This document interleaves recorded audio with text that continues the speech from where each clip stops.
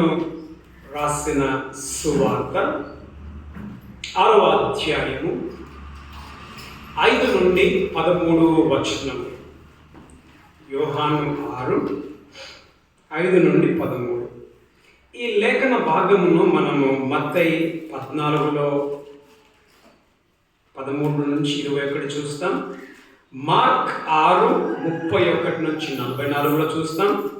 లూకా 9:11 నుంచి 17లో కూడా మనము చూస్తాం.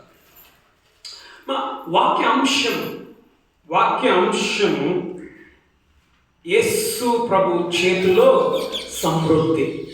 ఏంటి మా వాక్యాంశము? యేసు ప్రభు చేతిలో సమృద్ధి అనే దానిపైన మనం ధ్యానం చేసుకుందాం. ఇది ఎక్కడ జరిగింది ఈ కార్యము అని మనం చూస్తున్నాం. మొదటి వచనంలో మనం చూస్తాం, తిబేరియ సముద్రము అనగా గలిలయ సముద్రము దాటి అద్దరికి. తిబేరియ సముద్రం లేకపోతే గలిలయ సముద్రము దగ్గర ఇది జరిగి ఉంటుంది. యేసు ప్రభువు ఎక్కువ తన పరిచర్యను జరిగించింది ఎక్కడంటే ఈ గలిలయ సముద్రము దరిదాపులో ఎక్కువగా ఆయన పరిచర్యను చేసి ఉంటూ ఉన్నాడు. మరి ముఖ్యమైన మనుష్యులు ఎవరు ఇక్కడ అంటే మనం చూస్తాము, ప్రభువైన యేసుక్రీస్తు, తర్వాత ఆయన యొక్క శిష్యులు, తర్వాత 5,000 మంది పురుషులు మనం చూస్తాం. ఇంకా పురుషులు కాకుండా వేరే వాళ్ళు, ఆడవాళ్ళు, పిల్లల్ని కలుపుకుంటే 20,000 మంది అక్కడ ఆ తిబేరియా సముద్రం దగ్గర, గలిలయ సముద్రం దగ్గరికి ఆయన మాటలు వినడానికి, ఆయన చేసిన సూచక్రియలను చూసి చూడండి. ఎన్నో వచనము, 2వ వచనంలో, రోగుల ఎడల ఆయన చేసిన సూచక్రియలను చూచి బహుజనులు ఆయనను వెంబడించి. ఎందుకు జనాలు వెంబడిస్తున్నారంటే యేసు ప్రభు దగ్గరికి సూచక్రియలను చేసిన దాన్ని బట్టి. యేసు ప్రభు అంతకుముందు ఒక సూచక్రియ చేశాడు. మొదటి సూచక్రియ ఏంటి యేసు చేసింది? నీళ్లను ద్రాక్షాసంగా చేశాడు. సూచక క్రియ అంటే ఏంటిదంటే జరగదు అనుకున్నది జరగడం సూచక్రియ. దేవుడు తప్ప దాన్ని ఇంకెవరు అసాధ్యమైనది. ఇది సాధ్యమే కాదు. అలాంటివి సాధ్యము చేయగలిగిన వాటిని మనం సూచక క్రియ, మిరాకిల్ అని అంటాం. మనం నీళ్లు ద్రాక్షరసముగా మారిపోయాయి. అది ఇలాంటి సూచక్రియలు చూసి అనేకులు యేసు ప్రభువును వెతుక్కుంటూ ఆయన దగ్గరికి వెళ్తున్నారు. తర్వాత ఇంకా మనం ఇంకోటి చూస్తాము, 5 రెట్టలు 2 చేపలు మనం చూస్తాం. మనం గమనిస్తే ఇది ఎప్పుడు జరిగింది అని మనం చూస్తామా, 6:1 అటు తరువాత యేసు అని చూస్తాం. అటు తరువాత యేసు. ఎటు తర్వాత అటు తర్వాత అంతేనా? అటు తర్వాత అంటే మనం చూస్తే 5:1 మనం చూస్తాం. 5:1 అటు తరువాత యూదుల పండుగ ఒకటి వచ్చాను. అటు తర్వాత యూదుల పండుగ ఒకటి వచ్చాను. 6:4 మనం చూస్తే అప్పుడు పస్కా అయిన యూదుల పండుగ సమీపించాడు. 2 పండుగలు. అక్కడ ఒక పండుగ ఉంది 5:1, 6:4 ఒక పండుగ ఉంది. అటు తర్వాత అంటే ఆ పండుగ తర్వాత ఈ పండుగ. ఏ పండుగ? 5:1 ఉన్న పండుగ తర్వాత 6:4 ఉన్న పండుగ. అంటే దాదాపుగా ఒకవేళ పస్కా పండుగ 5:1 అయితే 4:6 మళ్ళీ ఏం పండుగ? పస్కా పండుగ. అంటే ఎంత గ్యాప్ వచ్చింది? లెక్కలో నేనే వీకంటే నాకు వీకంటు. 5:1 పస్కా పండుగ, 6:4 పస్కా పండుగ. ఆ పస్కా పండుగకి ఈ పస్కా పండుగకి ఎంత గ్యాప్ వచ్చింది? 1 సంవత్సరం గ్యాప్ వచ్చింది. అయితే కొందరు ఏమంటారంటే అది పర్ణశాల పండుగ కూడా కావచ్చు, ద ఫీస్ట్ ఆఫ్ బూత్స్ అని అంటారు. పర్ణశాల పండుగ. పర్ణశాల పండుగ అయితే 6 నెలల గ్యాప్. పస్కా పండుగ అయితే 1 సంవత్సరం గ్యాప్. అంత గ్యాప్ తర్వాత జరిగిన సన్నివేశము ఇది.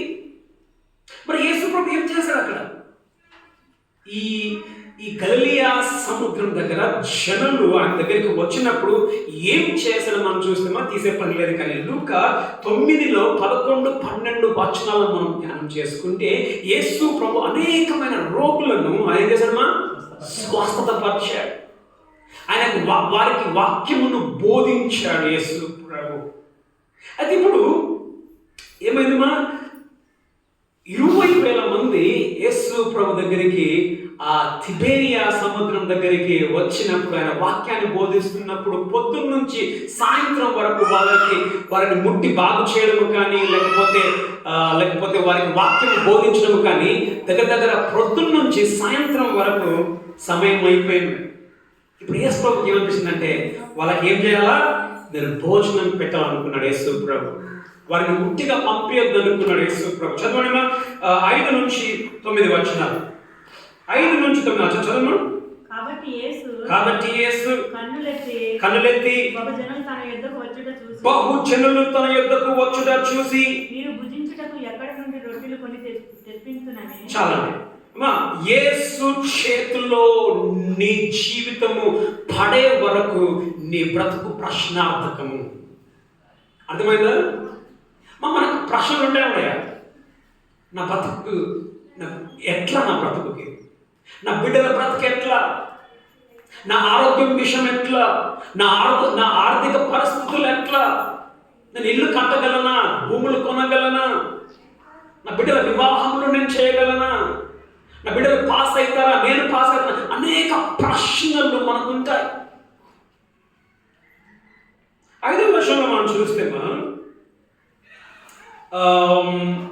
కాబట్టి యేసు కన్నులెత్తి బహుజనులు తన యొద్దకు వచ్చుట చూచి వీరు భుజించుటకు ఎక్కడ నుండి రొట్టెలు కొని తెత్తుమని ఫిలిప్పును అడగగా. ఎంతమంది ఉన్నారమ్మా? ఎంతమంది ఉన్నారు? 20,000 మంది ఉన్నారు. ఇప్పుడు 20,000 మందికి భోజనము తెచ్చి పెట్టడానికి అయిద్దా? తెచ్చి పెట్టడానికి కాదు. ఇది సాధ్యమా? ఇది సాధ్యం కాదు. 20,000 మందికి భోజనం పెట్టేది అప్పటికప్పుడు పట్టణ భోజనం పెట్టికేద్దామా? పెట్టినకి కాదు. ఇప్పుడు ఒక మాట మనం గమనిస్తున్నా, ఇది సాధ్యము కాదు. కానీ యేసు ప్రభు అంటాడు ఏమని, వీరు భుజించుటకు ఎక్కడ నుండి రొట్టెలు కొని తెత్తుమని ఫిలిప్పును అడిగాను. ఇది ప్రశ్ననా, ఇది జవాబా? ఇది ప్రశ్న, జవాబు కాదు. ఒక మాట, నీవు యేసు ప్రభు దగ్గరికి నువ్వు ఎందుకు వెళ్తావు?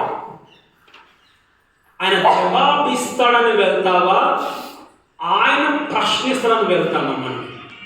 మనం ఆయన దగ్గరికి వెళ్ళేది జవాబు దొరుకుతుందని మనం పోతాము. కానీ జవాబు దొరకవలసిన యేసు ప్రభు నీకు ఏం చెప్పాలా? జవాబునివ్వాలని ప్రశ్నకు. కానీ జవాబునివ్వవలసిన యేసు ప్రభువే ఇక్కడ ప్రశ్న వేస్తా ఉన్నాడు. ఏమో ప్రశ్న వేస్తున్నాడు? ఎక్కడ నుండి నేను వీరికి భోజనమును పెట్టాలి? నువ్వు అంటావు దేవుడి దగ్గరికి పోయి, దేవా నా ఆరోగ్యం బాగు చెయ్యి. దేవుడు అంటాడు, ఎక్కడి నుంచి చేయాలి బిడ్డ? దేవా నా అప్పుల నుంచి నన్ను బయట పడేయని నువ్వు దేవుడిని అడుగుతావు. దేవుడు అంటాడు, ఎక్కడి నుంచి చేయాలి బిడ్డ? అప్పుడు నువ్వేమంటావు? ఏమంటావు? అప్పుడు నువ్వు దేవుడివేనా? అసలు నేను కరెక్ట్ మనిషి దగ్గరికి వచ్చిందా? ఇదే మాట ఎవరంటారు? యోహాను, బాప్తిస్మిచ్చి యోహాన్ అంటాడు. బాప్తిస్మిచ్చి యోహాన్ ఎక్కడ ఉంటాడు? జైలులో వేస్తారు. జైల్లో వేయబడినప్పుడు ఆయనకు డౌట్ వస్తుంది, ఈయన మెస్సయ్య అయితే నేను ఎందుకు జైల్లో ఉన్నాను? నేను జైల్లో ఉండొద్దు మెస్సయ్య అయితే. ఇప్పుడు మనకు ఒక ప్రశ్న వస్తుంది, నేను జవాబు కొరకు ఆయన దగ్గరికి పోతే జవాబునివ్వవలసిన ఆయనని ఏమంటున్నాడు? ఉల్టా ప్రశ్న వేస్తా ఉన్నాడు, ఎక్కడ నుండి? ఇప్పుడు ఒక మాట, ఎక్కడ నుండి అని జవాబిచ్చేటోడే ఎక్కడ నుండి అని అంటే మనం ఇంకెక్కడికి వెళ్తామా? ఎక్కడికి వెళ్తాం? అనేక సందర్భాల్లో మనము కూడా ఇలాంటి ప్రశ్నలు మనం కలిగి ఉంటాం. ఏమైనా ప్రశ్న కలిగి ఉంటామా? ఎక్కడ నుండి? దేవుని చేతిలో నీ బ్రతుకు పడే వరకు మన బ్రతుకు ఏ విధంగా తెలుసమ్మా? ఎక్కడ నుండి, ఎట్లా అవుతుంది, ఏ విధముగా నేను బాగా అవుతాను, ఏ విధంగా దగ్గర వచ్చి నేను బయట పడతాను. మొదటిదిగా మనం చూస్తున్నాం 5వ వచనంలో ఆయన చేతుల్లో పడేంత వరకు కూడా ఏంటిదిమా మన మన మన మన మన ప్రశ్నలు ఏంటిదిమా? మన బ్రతుకు ఒక ప్రశ్నార్థకము. ఎక్కడ నుండి మనం అంటామా? పిల్లలు ఏమైనా అంటున్నాం అమ్మా ఫీజు కట్టమ్మా అని చెప్పంటాం. ఎక్కడ నుంచి బిడ్డ?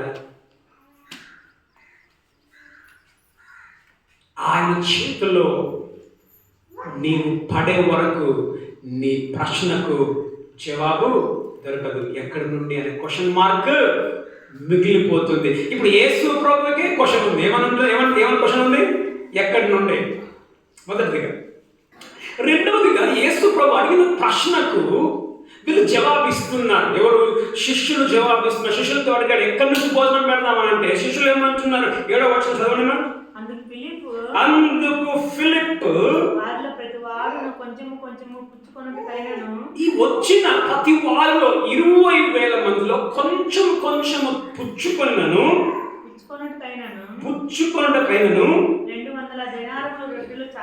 200 దినారముల రొట్టెలు చాలవని ఆయనతో చెప్పి 200 దినారములు రొట్టెలు.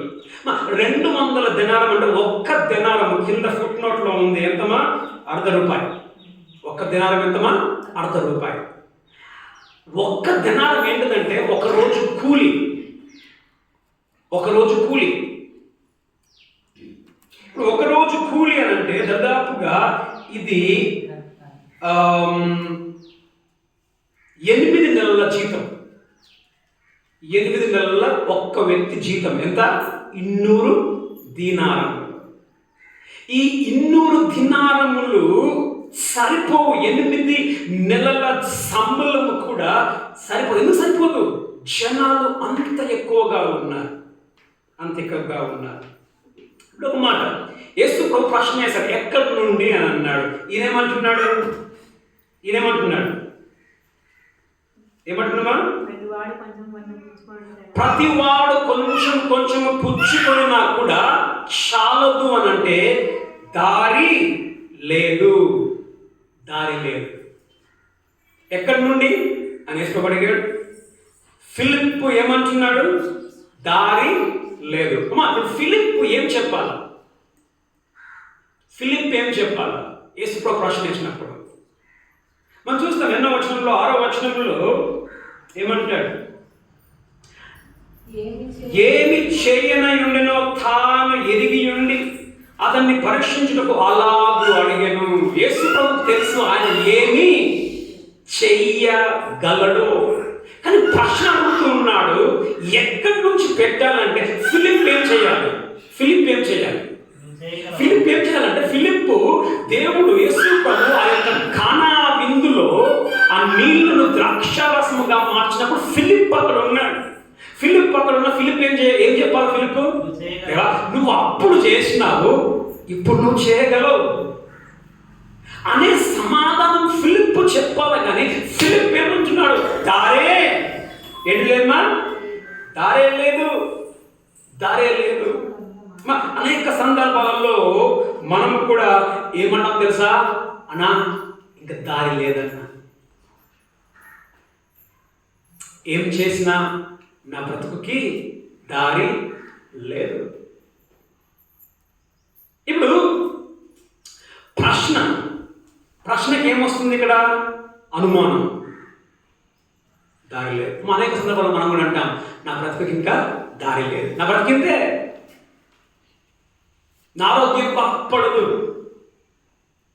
నా అప్పుల నుంచి నేను బయటపడను, నా బ్రతుకు మారదు, నా బిడ్డలు మేము ఇంతే, మాకు దారి లేదు. మొదటేంటిది యేసు ప్రభు చేతుల్లో పడేంత వరకు ఏమి మన బ్రతుకు ప్రశ్నార్థకమే. రెండవది యేసు ప్రభు చేతిలో పడేంత వరకు మనకేం లేదుమా? మనకు దారి లేదు. ఎక్కడి నుంచి నేను చేయాలి కదా? ఏమి సరిపోతుంది. రెండవదిగా మనం కూడా ఫిలిప్ లాగానే దేవుడు చేసిన అనేకమైన ఆశ్చర్యకాలను మనం చూసి ఉంటాం. చూసినాక మనం ఏమంటాం? ఫిలిప్ ఏమన్నాడు? కైనను చూడండి, కొంచెం పుచ్చుకుంట కైనను చాలదు, కొంచెం పుచ్చుకున్నకైనా చాలు. సో మొదటిదిగా ప్రశ్నగా మిగిలిపోతుంది. రెండవది ఏంటిదిమా? దారి లేకుండా మనకు కనపడుతుంది. మూడవది 8-9 వచనాలు. ఆయన శిష్యులలో ఒకడు అనగా సీమోను పేతురు సహోదరుడైన ఆంద్రేయ. ఇక్కడ మనం చూస్తేమా మార్కు సువార్త 6 తీసేపడలేదు కానీ 6:38లో యేసు ప్రభు అంటాడు, వెతకండి ఏమా, వెతకండి, ఏమున్నాయో వెతకండి, మీ దగ్గర ఏముందో వెతకండి. వెతకుమని చెప్పినప్పుడు వాళ్ళకి ఏం దొరికిందమ్మా? ఏం దొరికి వెతకమని చెప్పినప్పుడు 5 రొట్టెలు 2 చేపలు. వెతుకున్నప్పుడు ఏం దొరికిందమ్మా? 5 రొట్టెలు 2 చేపలు దొరికాయి. దొరికినప్పుడు ఆంద్రేయ పేతురు యొక్క సహోదరుడు ఏమంటున్నాడు చదవమ్మా?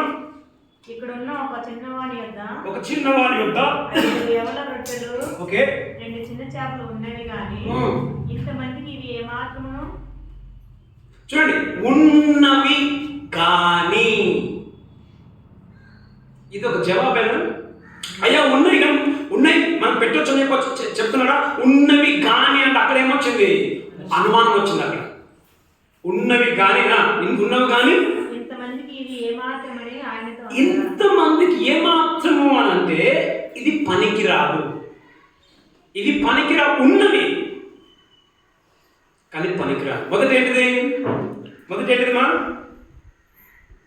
దారి లేదు. నువ్వు పోయి కొనుక్కొచ్చి పెట్టినా కానీ 200 దినారములతో మనం వీళ్ళకి భోజనం పెట్టినా కానీ ఏం లేదమ్మా? దారి లేదు, మనం పెట్టే కాదు. రెండోది ఏంటిది? ఉన్నవి కానీ ఏంటిది? పనికిరావు, సరిపోదు. 5 రొట్టెలు 2 చేపలు, ఉన్నది ఎక్కువ మంది, ఇవి సరిపోవండి. ఏంటిదమ్మా? ఇవి పనికిరావు. అనేక సందర్భాల్లో మనం కూడా అనుకుంటా ఉంటాం, ఏం తెలుసా, ఏం చేసినా లాభం లేదు, పనికి రాదు, ఎంత ప్రయత్నం చేసినా లాభం లేదు, దారి లేదు, లాభం లేదు. ఇప్పుడు దారి లేదు అనుకున్నప్పుడు నువ్వేం చేస్తావు? ఇంకా ఏం చేస్తామా? దారి లేదన్నప్పుడు నీ ప్రయత్నం ఏం చేస్తావు? నువ్వు విరమించుకుంటావు. వద్దు, ఇంకా ప్రయత్నం చేసే అవసరం లేదు. ఎందుకది ముడియాలి. లూకా 9:13 చదవండి. లూకా 9:13.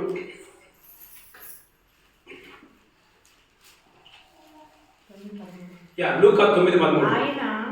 మీరే వారికి భోజనం పెట్టుడని వారితో చెప్పగా వారు మన యొద్ద 5 రొట్టెలను 2 చేపలు తప్ప మరి ఏమీ లేవు. మేము వెళ్ళి ఈ ప్రజలందరి కొరకు ఏమి లేదు, వెళ్ళి ఏదో ప్రయత్నం డ్రాప్ అయిపోదాం. సో మొదటిదిమా, యేసు ప్రభు చేతిలో నీ బ్రతుకు పడే వరకు నీ బ్రతికేంటిదిమా? ఒక ప్రశ్న, ఎట్లా? రెండవది, యేసు ప్రభు చేతిలో నీ బ్రతుకు పడే వరకు నీకు దారి దొరకదు, కనబడదు.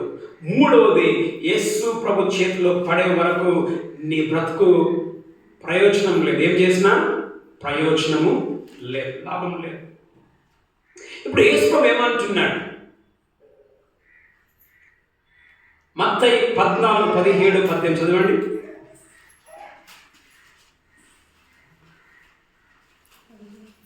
మత్తయి 14:17-18. వారు ఇక్కడ మన యొద్ద 5 రొట్టెలను 2 చేపలు తప్ప మరి ఏమీ లేదని. వాళ్ళు ఏమన్నారు? 5 రొట్టెలు 2 చేపలు తప్ప మరి ఏమీ కూడా లేదు. మరి ఏమీ లేదు, ఏమీ లేదు. మరి ఏమీ లేదని ఆయనతో చెప్పి అందుకు ఆయన వాటిని నా ఎదుగు తెండని చెప్పి. ఇప్పుడు యేసు ఏమంటున్నాడు? వాళ్ళు ఏం చెప్పారు? ఏం చేసినా సరిగా దారి లేదు, రెండవది ఏం చేసినా లాభం లేదు, మరి ఏమీ లేదనంటే యేసు ఏమన్నాడు? అవునా బిడ్డ, ఏం లేవా, సరిపోదా, పంపించేయి అని చెప్పాడా? ఏమన్నాడు? అదే 5 రొట్టెలు అదే 2 చేపలు నా దగ్గరకు తీసుకొని రండి. నా దగ్గరకు రా. ఎందుకు నా దగ్గర తీసుకుని రమ్మని చెప్పన్నాడు యేసు ప్రభు? ఆ పనికి రానివి ఎందుకు తీసుకుని రమ్మన్నాడు? ఎందుకు తీసుకుని రమ్మన్నాడంటే 6వ వచనంలో ఏముంది?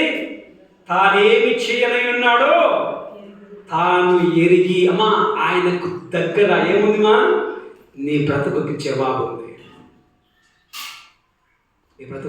ఉంది. ఆయనకు తెలుసు. ఆయన చేతిలోనికి నీ దగ్గర లేని ఆ కొంచెము ఆయన చేతిలో పెడితే ఆయన ఏమి చేయగలడో ఆయనకు తెలుసు.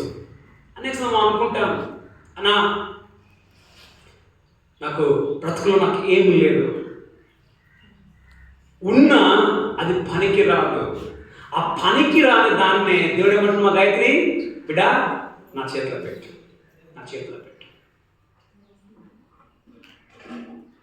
ఇప్పుడు బాగానే ఉంది. ఆయన చేతిలోకి ఏమొచ్చిందిమా? ఏమొచ్చిన చేతిలోకి? 5 రొట్టెలు 2 చేపలు ఆయన చేతిలోకి వచ్చాయి. ఇప్పుడు జనాలు ఏం చేస్తాం? అక్కడ అప్పటికే కడుపు మండుతాం అందరికి. జనాలు ఇప్పుడు ఏం చేయాలా? ఎలా ఇప్పుడు భోజనం పెడతారంట చూద్దాం. పట్టుకుని ఏ సమయం ఏమంటున్నారు చూడండి. ఎన్నో వచ్చిన 10వ వచనం చదవండి. యేసు జనులను కూర్చుండబెట్టుడని చెప్పెను. ఆ చోట చాలా పచ్చిక ఉండెను కనుక లెక్కకు ఇంచుమించు 5,000 మంది పురుషులు కూర్చుండ్రి. ఇప్పుడు ఒక మాట, కూర్చో అని చెప్పి అన్నాడు. 20,000 మంది ఉన్నారు. చేపలన్నీ 2, రొట్టెలన్నీ 5. ఎంతమంది తింటున్నాం?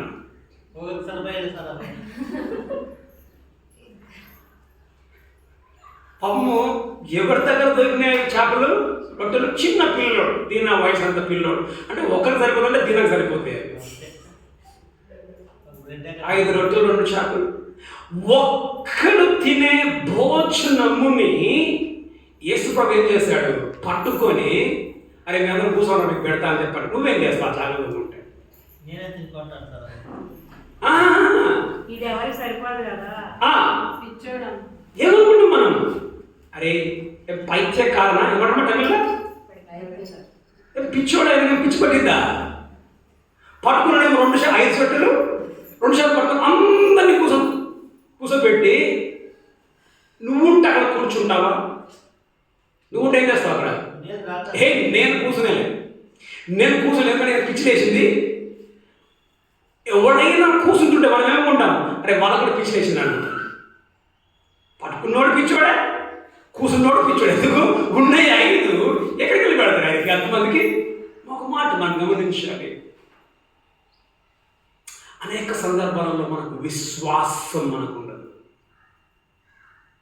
మనం ఏమన్నది సార్, ఇది ఎట్లా అవుతుంది? ఆ 5 రొట్టెలని ఈ 2 చేపలని ఏ విధముగా అంతమందికి పెట్టగలడు? ఇది ముడియాడు, ఇది కాదు కాబట్టి నేనేం చేస్తా? నేను నిలుసునే ఉంటా. మొదట మనకేముండదు? నమ్మకం ఉండదు. రెండోది మనకి విధేయత ఉండదు. విధేయత నువ్వేం చేస్తావు అక్కడ? వాళ్ళు ఏం చేస్తారు అక్కడ? వాళ్ళు కూర్చున్నప్పుడు అర్థమైనది విధేయతను చూపించారు. అమ్మా, నీవు ఆయన చేతిలోనికి నీకు ఉన్నది నువ్వు ఇచ్చిన తర్వాత నువ్వు చేయాల్సింది 2 విషయాలు. మొదట నమ్మకము. ఏం నమ్మకము? ఆయన ఏమో చేయబోతా ఉన్నాడు. రెండోది నీకేం కావాలమ్మా? విధేయత. అనేక సందర్భాలలో దేవుడు మన జీవితంలో ఆశీర్వాదము ఏమి చేయలేకపోతున్నాడు అంటే, అనేక సందర్భంలో దేవుడు నీకు దారిని చేయలేకపోతున్నాడు. అనేక సందర్భంలో దేవుడు నీకు ఉన్న వాటిని ఉపయోగకరంగా మార్చలేకపోతున్నాడు అని అంటే నీకు ఆయన మీద ఏం లేదు మా? నమ్మకం లేదు. ఎట్లయితే మనమే అంటాం ఉల్టా. దేవుడిని ఏమంటామా? అయినా కదా యేసు ఏమన్నాడు?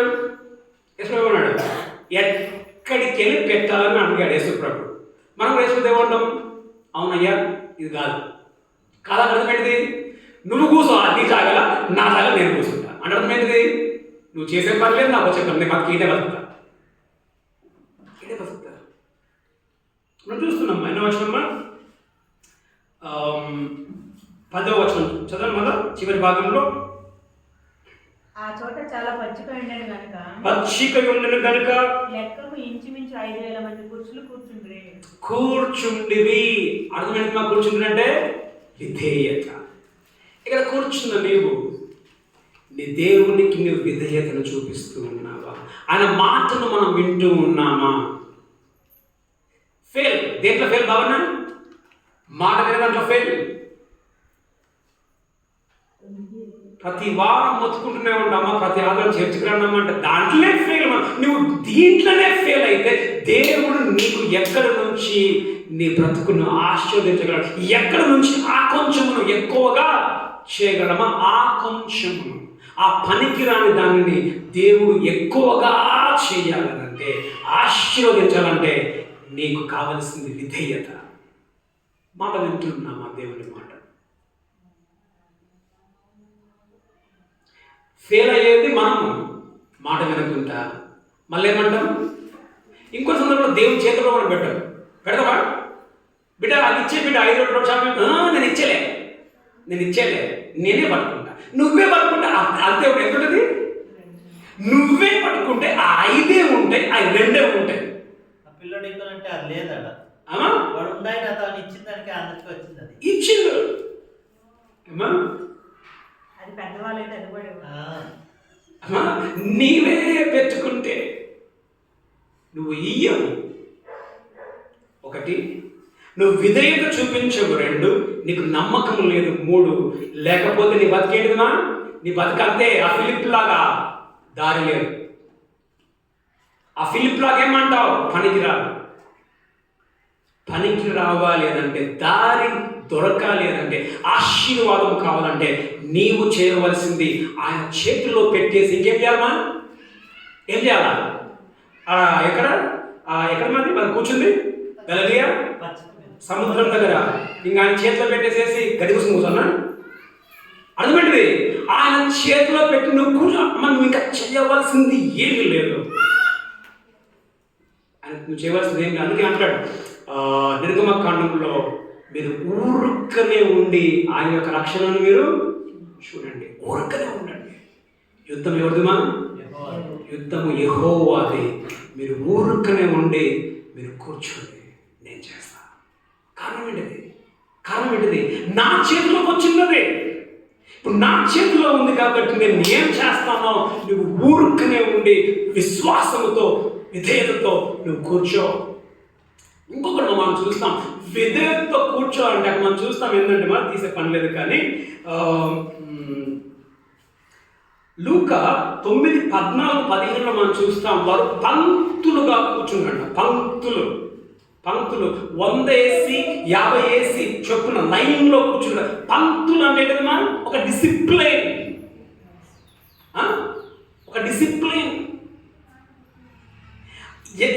ఎగడం కూర్చోలే, ఒక మర్యాదగా, ఒక క్రమముగా కూర్చున్నారంట. నీకు క్రమం ఉందా?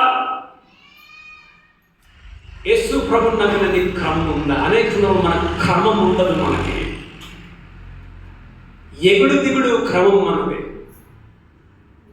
క్రమము, విశ్వాసము, విధేయత, క్రమము మనకి ఉండాలి. జరిగింది ఏమైందా? ఇప్పుడు యేసు ప్రభు చేతిలోకి పోయింది. యేసు ప్రభు చేతిలోకి పోయిన తర్వాత ఏమైంది? చదవండి 11వ వచనం. యేసు ఆ రొట్టెలు పట్టుకొని కృతజ్ఞతాస్తుతులు చెల్లించాలండి. రొట్టెలు చేతిలోకి వచ్చాయి. యేసు ఏం చేశాడు? కృతజ్ఞతాస్తుతులు చెల్లించాడు. మనం చూస్తాము, తీసే పర్లేదు కానీ మార్క్ 6:41 వాటిని ఆశీర్వదించి ఏమనుంది? వాటిని ఆశీర్వదించి, వేటిని ఆశీర్వదించాడు? ఆయన చేతిలోకి పోయిన 5 రొట్టెలను 2 చేపలను ఆయన ఆశీర్వదించాడు. ఆయన చేతిలోనికి నువ్వు ఏది పెట్టినా కానీ ఏమొస్తుంది? దానికి ఆశీర్వాదం. అనేక సందర్భాల్లో మనకు ఆశీర్వాదం లేదంటే కారణం ఏం తెలుసమ్మా? ఆయన చేతిలో మనం పెట్టట్లేదు. నేనే పట్టుకొని ఉంటా, దీన్ని వదిలేదు. వదులు, ఆయన చేతిలో పెట్టు. ఆయన చేతిలో దానికి ఆశీర్వాదం, అదేమైనా కావచ్చు, నీ బ్రతికే కావచ్చు, నీ ఆస్తే కావచ్చు, అది ఇంకేదైనా కావచ్చు.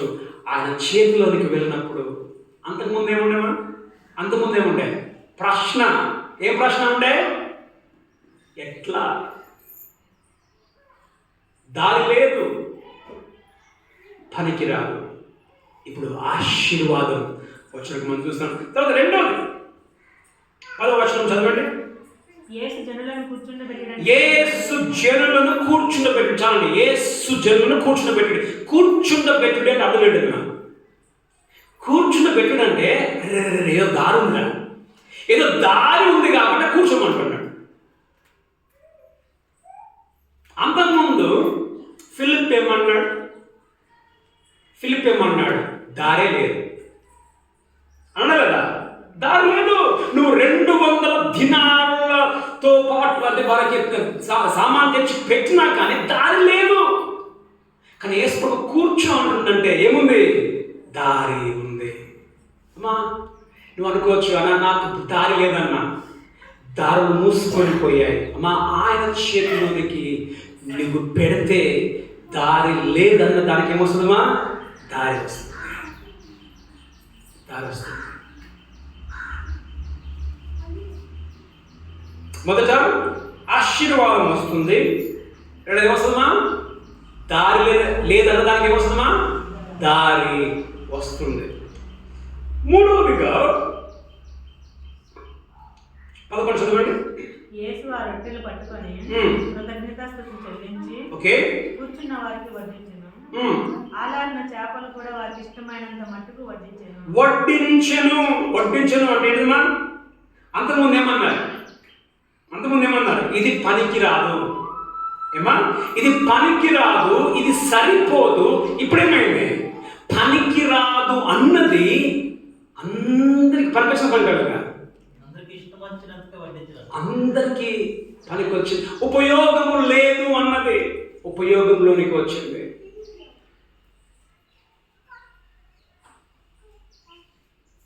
కదా, మొదటిదిగా ఆయన చేతిలో మనం పెడితే ఏమొస్తుందమ్మా? ఆశీర్వాదము. రెండోది ఏమొస్తుందమ్మా? దారి లేదు అన్నది దానికి దారి వస్తుంది. మూడవది పనికిరాదు అన్నది పనికి ఉపయోగము. ఇక మనం చేసిన ఏం లాభం లేదు, లాభం ఉంది. ఆయన చేతుల్లోనికి పెట్టినప్పుడు లాభం ఉంది.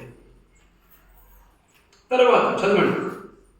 వారు తృప్తిగా తినిన తరువాత చూడండి, కొంచెం పైన చదవండి. ఇష్టమైనంత తృప్తిగా తిన్నారంట.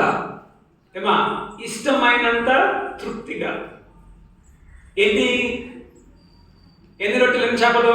5 రొట్టెలు 2 చేపలు. ఎంతమంది తిన్నారంట? 20,000 మంది ఇష్టమైనంత తిన్నారు, తృప్తిగా తిన్నారంట. అర్థం ఏంటిది? యేసు చేతిలో ఏముందిమా? యేసు చేతిలో పడితే ఆ 5 ఆ 2 ఏమవుతుందమ్మా? సమృద్ధి అంటే పరిపూర్ణముగా, సఫిషియంట్. కొంచెముని ఏం చేస్తాడమ్మా? ఆయన ఎక్కువగా చేస్తాడు. ఫుల్, పూర్ణముగా. మనం అంటాం కదా, అన్న సగం. మా ఆయన దగ్గరికి పోతే సగంతో పెట్టడమ్మా. నిన్ను పూర్ణముగా మనల్ని దీవించే దేవుడుగా ఉన్నాడు, పరిపూర్ణముగా ఆశీర్వదించే దేవుడు. ఫుల్. ఇప్పుడు నీకు సగం కడుపు నిండడం కావాలా, ఫుల్ కడుపు నిండడం కావాలా? ఫుల్ కడుపు నిండడం ఏం చేయాలి? నువ్వు సంపూర్ణంగా తృప్తిగా. అందుకే అంటాడు యోహాను సువార్తలో అంటాడు, మీ సంతోషము పరిపూర్ణమగినట్లుగా అడగండి అని అంటాడు. పరిపూర్ణం. ఆయన చేతిలోనికి నీవు పెట్టినప్పుడు పరిపూర్ణముగా మనకైనా ఇచ్చే దేవుడుగా ఉండి ఉంటున్నాడు. ఆయన చేతిలో సంపూర్ణ ఆశీర్వాదం అందరికీ సరిపోయింది. మొదటి ఏంటమ్మా? ఆయన చేతిలో ఏముంది? ఆశీర్వాదం. రెండోది ఆయన చేతిలో ఏముంది? దారి వస్తుంది. మూడోది ఆయన చేతికి ఏమొస్తుందా? ఉపయోగం వస్తుంది. ఉపయోగం లేదన్నది. తర్వాత సంపూర్ణం. ఆయన చేతిలో సంపూర్ణముగా మనకి ఆశీర్వాదము మనకు దొరుకుతుంది. అనేక సందర్భాలు మనం అంటాం కదా, ఏమంటాం, అన్నా నాకు సంపూర్ణంగా లేదు, నా డబ్బు నాకు సరిపోవడం లేదు. ఆయన చేతుల్లోనికి పెట్టినప్పుడు ఆయన సంపూర్ణముగా దీవించే దేవుడుగా ఉన్నాడు. తర్వాత చివరిగా 13 చదవండి. కాబట్టి వారు భుజించిన తర్వాత వారి యొద్ద మిగిలిన 5 యవల రొట్టెలు ముక్కలు పోగు చేసి 12 గంపలు నింపిరి. ఇంకేందమ్మా అమ్మా తిన్నాక ఏమైందంట? ఎవడన్నా నాకు అరే ఇంకొక రొట్టె మిస్ తక్కువైందిరా అన్నాడు ఎవడన్నా? లేకపోతే నాకు చాపక పడలేదు చెప్పన్నారా? తృప్తిగా తిన్నారు. తినడం మాత్రమే కాదు, ఏమైంది, 12 గంపలు మిగిలాయంట. ఆయన చేతిలో పెడితే నీకు ఏంటిమా, గిన్నె నిండి పొర్లుచున్నది అని అంటాడు కీర్తన 23. గిన్నె నిండి పొర్లుచున్నది ఏంటిది, నీకు ఇంకా మిగులుతుంది. ఏం మిగులుతుంది? ఏం మిగులుతుందిమా? ఇది పనికి రాదు అనుకున్నది పనికి వస్తుంది. పనికి రావడం మాత్రమే కాదు, ఇంకా మిగులుతుంది. ఎక్కడి నుంచి వచ్చింది ఇదంతా? ఎక్కడి నుంచి వచ్చింది ఇదంతా? ఎక్కడి నుంచి వచ్చింది? ఎక్కడి నుంచి వచ్చిందంటే యేసు చేతిలోకి పోయిన తర్వాతనే అదంతా జరిగింది. నువ్వు అనుకోవచ్చు, అన్నా నాకు ఇంకా ఏమీ కాదు, ఏం చేసినా లాభం లేదు, ఉపయోగం లేదు, నేను వదులుకుంటున్నాను. యేసు బిడ్డ నా చేతికి నేనేం చేస్తానో చూడు. యేసు చేతిలోకి పోయేంత వరకు అది ప్రశ్నగానే మిగిలిపోతుంది.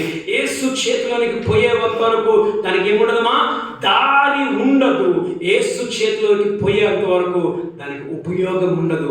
ఒక్కసారి ఆయన చేతిలో పెట్టి చూడు, ఉపయోగం లేదన్న ఉపయోగంలోనికి వస్తుంది, దారి లేదన్న దానికి దారి వస్తుంది, ఆశీర్వాదం లేని దానికి ఆశీర్వాదం వస్తుంది.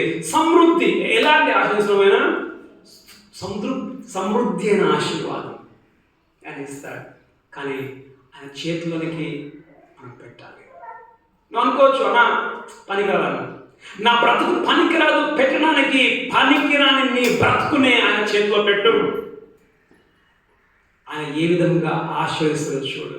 అనుకోవచ్చు, నా డబ్బు పనికిరాదు, పనికిరాని డబ్బుని పెట్టు.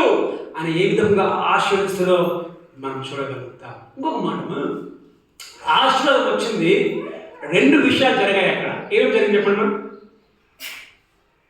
ఆశీర్వాదం వచ్చింది 2 విషయాలు. ఏమేమి జరిగాయి అక్కడ? ఏమేమి జరిగాయమ్మా? ఎట్లా ఆశీర్వాదం వచ్చింది చెప్పండి?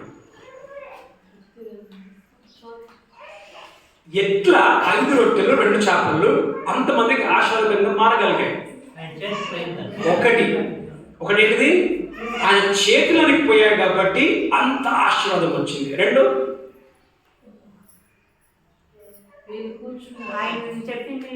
Okay, very good. అవంతా అంటే యేసు చేతిలో పోయి మనం ఇంకోటి చూడలే. కానీ మార్క్ 6:41 చదవండి. మార్క్ 6:41. మార్క్ 6:41.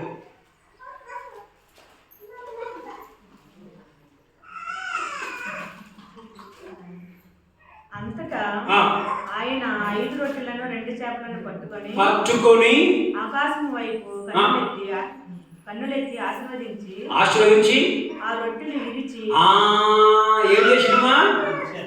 ఆ రొట్టెని ఏం చేసినమ్మా? వినండి, గాయత్రి ఏం చేసిన రొట్టెని తినేసిండా? నాకు మడుకుంటున్నా బాబు అది తినేసినారా? రొట్టెను విరిచి అది విరగొట్టబడినప్పుడు ఏమైంది? దానికి ఆశీర్వాదంగా మారిపోయింది. మన బ్రతుకులో ఏముంది విరగకుండా? అది విరగాలి. ఎక్కడ విరగాలి? ఆయన చేతిలో విరిగిపోవాలి. విరిగినప్పుడు దానికి ఆశ మనకి మనం విరగొట్టుకుంటామా?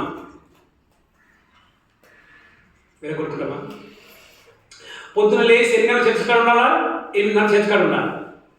నీ నిద్రను విరగొట్టుకుంటావా? నిద్ర ఎందుకు కొట్టుకుంటావా? నిద్ర ఎందుకు కొట్టుకో, నువ్వు విరిగిపోవాలి నిద్ర. 8 చర్చిలో ఉండాలి, నీ పని మీద కొట్టుకుంటావా? చర్చినమ్మ మీద కొడతావు కానీ నీ పని మీద కొట్టవే. నీ పని విరగకపోతే, నీ నిద్ర విరగకపోతే, నీ బ్రతుకులో ఉన్న చెత్త విరగకపోతే దానికి ఆశీర్వాదం లేదమ్మా. మళ్ళీ ఏమంటావు నువ్వు? రేపు చర్చికి పోతా ఉన్నా, దేవుడు నాకు దారి చూపించలే, దేవుడు నాకు లాభం ఇవ్వలే, నాకేమి సమృద్ధి లేదు, నాకేం మిగులుతలేదు, ఇంకా మీదికెళ్ళి అప్పుడు. కారణం ఏంటిది? కారణం ఏంటిది? నీ బ్రతుకులో ఉన్నది ఏదో ఆయన చేతిలోకి పోలేదు, ఆయన చేతిలోకి పోలేదు, అది విరగొట్టబడలేదు. కాబట్టి నీ జీవితంలో ఏడుపు, ఆశీర్వాదం లేదు. ఎవరికొద్దుమా ఆశీర్వాదం? ప్రతి ఒక్కరికి ఆశీర్వాదం కావాలి. కావాలంటే ఏం చేయాలి? నువ్వు విరగాలి. నీ జీవితంలో ఏమున్నాయి విరగకుండా? దురాశ ఉండొచ్చు, కోపం ఉండొచ్చు, అబద్ధాలు ఉండొచ్చు, ఏమైనా ఉండొచ్చు. ఈరోజు నువ్వేం చేయాలి? దేవా, నీ చేతిలో పెడుతున్నానయ్యా, దాన్ని విరగొట్టు, దాన్ని విరగొట్టు. నువ్వు అనొచ్చు, అన్న ఏముంది అన్న చేతిలో పెట్టడానికి? ఆ పిల్లల దగ్గర ఏముండే? 5 రొట్టెలు 2 చేపలు ఉండే. నా దగ్గర ఏమున్నాయి? యేసు ఏం చెప్పాడు? వెతకండి రా బాబు, ఏమున్నాయో వెతుకు దొరికింది. నువ్వు అనొచ్చు, నా చేతిలో ఏం లేదు, వెతుకు. అది ఎవరికి తెలుసుమా? ఉన్నది అన్నట్టు. ఇప్పుడు ఉన్నది ఆ పిల్లోని దగ్గర అని చెప్పేసి ఎవరికి తెలుసు? వాళ్ళకి ఎవరికి తెలుసా? వాళ్ళకి ఎవరికి తెలియదు. ఎవరికి తెలుసు? ఆ పిల్లోనికి తెలుసు, దేవుడికి మాత్రం తెలుసు. మన నీ దగ్గర ఏముందో ఆయన చేతిలో లేకుండా అది నీకు మాత్రమే తెలుసు. నువ్వు గట్టిగా దాన్ని పట్టుకునేంత వరకు ఏం లేదు. వినేపన్నా, నువ్వు గట్టిగా పట్టుకోగలిగిన ఆశ లేదు. వదిలి ఆయన చేతిలో పెట్టు. అప్పుడు చూడు ఆశీర్వాదం అనేది. ఏమేమి వచ్చింది మనం ఇక్కడ? మొదట ఏం చూసుకున్నాం? యేసు చేతులకు పోయే వరకు మనకు బ్రతుకు ప్రశ్నార్థకంగానే ఉంటుంది. యేసు ఏమన్నాడు? ఎక్కడి నుండి నీకు ప్రశ్నతో కూర్చున్నాము ఇక్కడ, ఎక్కడ నుండి నా బ్రతుకు బాగుపడుతుంది అనే ప్రశ్నతో కూర్చున్నామేమో. నువ్వు అనుకోవచ్చు, ఎక్కడ నుంచి ఏం చేసినా ఏం లేదమ్మా, లాభం లేదని నువ్వు ఇక్కడ కూర్చుండవచ్చు. ఏం చేసినా ఉపయోగము, దారి లేదు, ఉపయోగము లేదు. అమ్మా, ఆయన చేతిలోకి పోయినప్పుడు దారి వస్తుంది, ఉపయోగం వస్తుంది, ఆశీర్వాదం వస్తుంది, మిగులుతుంది, సమృద్ధిగా అవుతుంది అని చెప్పేది ఒకటే. బిడ్డ, నా చేతిలో పెట్టు. నువ్వు చేయాల్సింది రెండే. ఏంటిది? విశ్వాసం. నువ్వు నమ్ము, నేనేమో గొప్పవి చేయబోతున్నాను. నువ్వు కూర్చో, అంతే. ఏ విధంగా కూర్చో? నా మాట విని విధేయతతో నువ్వు కూర్చో. దారి లేదనడానికి నేను దారిని ఇస్తాను, ఉపయోగం లేదనుకో ఉపయోగాన్ని ఇస్తాను, అర్థం లేదనడానికి అర్థాన్ని చెప్తాను. మన దేవుడు మనం చెప్తామా? అయ్యా, ఇది నా చేతిలో ఉంది నాయన, ఇది నేను నీ చేతిలో పెడతాను. వెతుకు, లోపల వెతుకు. ఏముంది నీ చేతిలో? ఆయన చేతిలో లేకుండా. మన చేతిలో అనేకం ఉంటాయి, ఆయన చేతిలో లేకుండా ఉంటాయా? ఆయన చేతిలో ఉండదు, అది నీ చేతిలో. నీ చేతిలో ఉన్నంత వరకు దానికి ఆశీర్వాదం లేదు, నీ చేతిలో ఉన్నంత వరకు దానికి ఉపయోగము లేదు, నీ చేతిలో ఉన్నంత వరకు దానికి దారి లేదు. అది నీ చేతి నుండి ఆయన చేతికి వెళ్ళాలి. అదేదైనా కానీ. ఇంకో మాట, యేసు అక్కడ ఏం చేశాడు? రొట్టెను విరిచి వాళ్ళకి పెట్టాడు. ఆ రొట్టె ఏం చేసింది? వాళ్ళకి కడుపు నింపిందా, నింపలేదా? చదవండి. 47వ వచనం. 47వ వచనం. విశ్వసించువాడే గలవాడు, జీవాహారమును నేనే. అంతకుముందు ఏం పెట్టాడు? రొట్టెను విరిచిపెట్టాడు. ఇప్పుడు అంటున్నాడు I am the bread of life. జీవాహారము నేనే, నన్ను తిన్నవాడు చచ్చిపోయినా బ్రతుకుతాడు. ఈ ఆహారం కాదు, ఇంకా గొప్ప ఆహారం మనకుంది, ఇంకా గొప్ప ఆశీర్వాదం మనకుంది. ఏ ఆశీర్వాదమ్మా? మనం ఆయనతో మనం ఎప్పటికి ఉంటాము, ఆయనతో మనం ఎప్పటికి ఉంటాము. కళ్ళు మూసుకుందాం, కళ్ళు మూసుకుందాం. ఇక్కడ నువ్వు కూర్చున్నావేమో, అనేకమైన ప్రశ్నలతో కూర్చున్నావేమో, అనుమానంతో కూర్చున్నావేమో. ఎట్లా, నా బ్రతుకు ఎట్లా, ఎక్కడి నుంచి నేను చేయగలను, ఏం చేసినా దారి లేదు, ఏం చేసినా లాభము లేదు అన్న విషయంలో నువ్వు కూర్చున్నావేమో. యేసు అంటున్నాడు, బిడా నీ దగ్గర ఏముందో అది నాకు ఇచ్చేయి. అది పనికిరానిదే కావచ్చు, నా చేతిలో పెట్టు, నేనేం చేస్తానో చూడంటున్నాడు దేవుడు. ఒకసారి వెతుక్కుందాం, మనం వెతుక్కుందాం. నీ బ్రతుకులో ఏముంది ఆయన చేతిలో లేకుండా నువ్వు పట్టుకుని ఉన్నావు. అది నీ ఆస్తులే కావచ్చు, నీ బ్రతుకులో ఏమైనా చీకటి కోణాలే కావచ్చు. దేవుని చేతిలో, అయ్యా నేను పెడుతున్నాను ఆయన దాన్ని నీ చేతిలో, దేవుని చేతిలో నువ్వు పెట్టు. అప్పుడే అంటాడు, బిడా ఆ పనికి రానిదే నాకు ఇవ్వు, ఇచ్చి నువ్వు కూర్చో మాత్రమే. దేవుని చేద్దాం, అయ్యా నేను నీ విధేయతను చూపిస్తాను. నేను అనేక సార్లు నేను నీ మాటను వినడం లేదు, అనేక సార్లు నేను నమ్మడం లేదు. వాళ్ళు కూర్చోమంటే కూర్చున్నా, వాళ్ళు నమ్మారు. నమ్ము, దేవుని చేతిలో పెట్టి నమ్ము. ఏదో గొప్ప చేయబోతున్నాడని ఆయన చేతిలోకి వెళ్ళినప్పుడు నీవు పెట్టిన దానికి ఆశీర్వాదం వస్తుంది.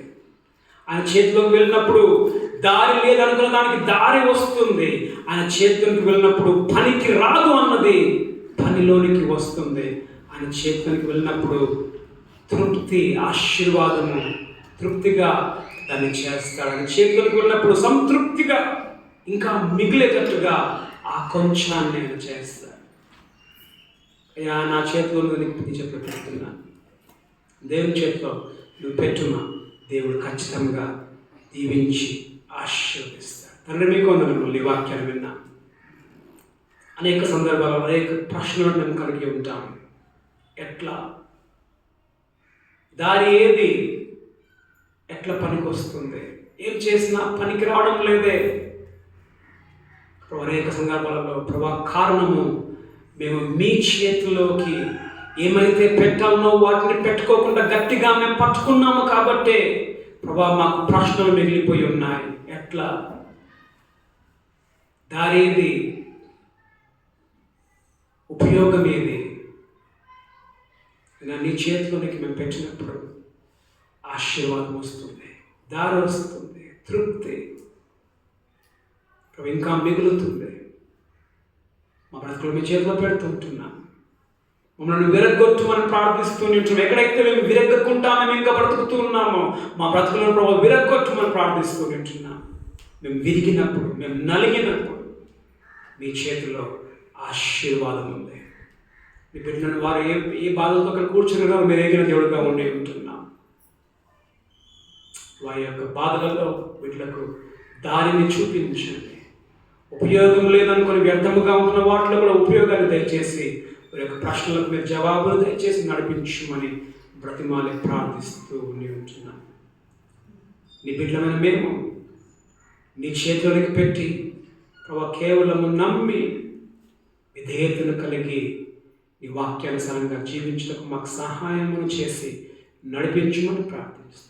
నీకే వందనములు, స్తుతులు, స్తోత్రములు చెల్లిస్తాం. యేసుక్రీస్తును ప్రార్థిస్తూ ఉన్నాం మా తండ్రి.